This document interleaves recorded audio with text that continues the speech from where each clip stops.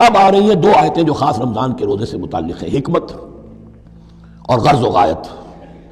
پھر ایک آیت طویل آئے گی احکام، اور پھر ایک آیت آئے گی لٹمس ٹیسٹ. یہ 6 آیتیں. شہر رمضان الذی انزل فیہ القرآن، رمضان کا مہینہ وہ ہے جس میں قرآن نازل کیا گیا. ھدی للناس وبینات من الھدی والفرقان، لوگوں کے لیے ہدایت، اور ہدایت کی بھی روشن بینات باتیں، والفرقان، اور حق و باطل میں فرق کر دینے والی چیز. فمن شہد منکم الشہر، تو جو کوئی بھی پائے اس مہینے کو، یا جو شخص بھی مقیم ہو اس مہینے میں، مسافر نہ ہو، فلیصم، اس پر لازم ہے کہ روزہ رکھے. اب وہ وجوب علی التخییر ختم ہو گیا، اب وجوب علی التعیین، اب یہ لازم ہے، یہ رکھنا ہے. ایک رعایت باقی رکھی، ومن کان مریضا او علی سفر فعدۃ من ایام اخر، جو بیمار ہے یا یہ کہ سفر پر ہے وہ تعداد پوری کر لے دوسرے دنوں میں. یرید اللہ بکم الیسر ولا یرید بکم العسر، اللہ تمہارے ساتھ آسانی چاہتا ہے، سختی نہیں چاہتا. یہ لوگ اپنے اوپر سختیاں جھیلتے ہیں، شدید جو ہے سفر کے اندر بھی روزہ رکھے ہوئے، حالانکہ یہاں اجازت دی ہوئی ہے. یہ بلکہ حضور نے ایک مرتبہ ایک سفر میں کافی سرزنش کی. کچھ ایک جہاد اور قتال پہ نکلے تھے، لیکن کچھ لوگوں نے اس سفر میں بھی روزہ رکھ لیا. نتیجہ یہ ہوا کہ سفر کے بعد جہاں منزل میں اب جا کر خیمے لگانے تھے وہ نڈھال ہو کر گر گئے. جن لوگوں کا روزہ نہیں تھا انہوں نے پھر وہ خیمے لگائے، منزل کا کام کیا. تو حضور نے فرمایا کہ لیس من البر الصیام فی السفر، روزے رمضان اس میں سفر میں روزہ رکھنا کوئی نیکی کا کام نہیں ہے. لیکن ہمارا تصور اور ہے، 105 بخار چڑھا ہوا ہے، روزہ نہیں چھوڑوں گا میں، روزہ تو میں نے رکھا ہوا ہے، یا روزہ تو میں نہیں چھوڑوں گا. حالانکہ جہاں رعایت اللہ کی ہے اس رعایت سے فائدہ نہ اٹھانا ایک طرح کا کفران نعمت ہے. وَلِتُكْمِلُوا الْعِدَّةَ، لیکن تمہیں عدت اور تعداد اب پوری کرنی ہوگی. وہ جو تھی ایک رعایت کہ فدیہ دے کر فارغ ہو جاؤ، وہ نہیں ہے. وَلِتُكَبِّرُوا اللَّهَ عَلَىٰ مَا هَدَاكُمْ، اور تاکہ تم تکبیر کرو اللہ کی اس پر کہ جو اس نے ہدایت تمہیں عطا فرمائی.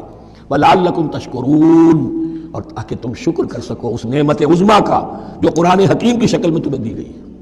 فَإِذَا سَأَلَكَ عِبَادِي عَنِّي فَإِنِّي قَرِيبٌ، مطلوب تو یہ ہے کہ تمہارا جو یہ جسم حیوانی ہے یہ کچھ کمزور پڑے، روح ربانی جو تم میں پھونکی گئی ہے اسے تقویت حاصل ہو.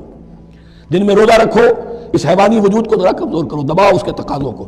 رات کو کھڑے ہو جاؤ، اللہ کا کلام سنو اور پڑھو، تاکہ تمہاری روح کی آبیاری ہو، اس پر حیات، آب حیات کا ترشح ہو. نتیجہ کیا نکلے گا؟ تمہارے اپنے اندر سے ایک پیاس ابھرے گی. وَإِذَا سَأَلَكَ عِبَادِي عَنِّي فَإِنِّي قَرِيبٌ، تقرب الی اللہ کا جذبہ پیدا ہوگا. تو اے نبی، جب میرے بندے، ایسے بندے آپ سے میرے بارے میں سوال کریں، ان کو بتا دیجئے میں قریب ہوں، دور نہیں ہوں. ان تنصروا اللہ ینصرکم، اللہ کی مدد کرو گے تو اللہ تمہاری مدد کرے گا.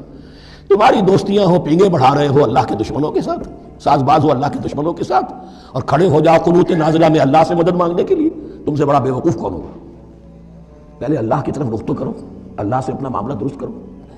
ہاں اس میں کوئی یہ شرط نہیں ہے کہ پہلے ولی کامل اس وقت توبہ کرو خلوص نیت سے اور سارے پردے ہٹ جائیں گے، لیکن خلوص نیت کے ساتھ توبہ. وابتغوا ما كتب الله لكم وكلوا واشربوا حتى يتبين لكم الخيط الابيض من الخيط الاسود من الفجر، اور کھاؤ اور پیو یہاں تک کہ واضح ہو جائے تمہارے لیے سفید دھاری فجر کی سیاہ دھاری سے. یعنی یہ پاؤں پھٹنے کے لیے استعارہ ہے کہ جب سفیدہ نمایاں ہوتا ہے ایک لکیر کی طرح، پاؤں پھٹ گئی، اس وقت تک کھانے پینے کی چھوٹ ہے. سحری جو ہے آپ کر سکتے ہیں، بلکہ کلوا واشربوا، کھاؤ اور پیو. اور اس کی حدیث میں تاکید آئی ہے، اور یہ بھی فرمایا ہمارے اور یہود کے روزے کے مابین سحری جو ہے وہ فرق ہے. تسحروا فإن فی السحور برکہ، سحری ضرور کیا کرو اس لیے کہ سحری میں برکت ہے. ثم اتموا الصیام الی اللیل، پھر رات تک روزے کو پورا کرو. اب رات تک میں اکثر فقہا کے نزدیک غروب آفتاب مراد ہے. اہل تشیع اس سے ذرا آگے جاتے ہیں کہ رات کا لفظ آیا ہے تو ذرا اور غروب آفتاب پر چند منٹ گزر جائے، لیکن ہمارے اہل سنت کے ہاں غروب آفتاب جو ہے وہی گویا کہ یہ اس کی غایت ہے. روزہ اس لیے فرض کیا کہ تقویٰ پیدا ہو جائے. یہ سارے احکام تمہیں دیے جا رہے ہیں تاکہ تمہیں تقویٰ پیدا ہو جائے. ٹیسٹ کیا ہے؟ تقویٰ کا ڈٹمٹ ٹیسٹ عقل حلال. یہ نہیں ہے کوئی نیکی نہیں. وَلَا تَأْكُلُوا أَمْوَالَكُمْ بَيْنَكُمْ بِالْبَاطِلِ، اپنے مال آپس میں باطل طریقوں سے ہڑپ نہ کرو.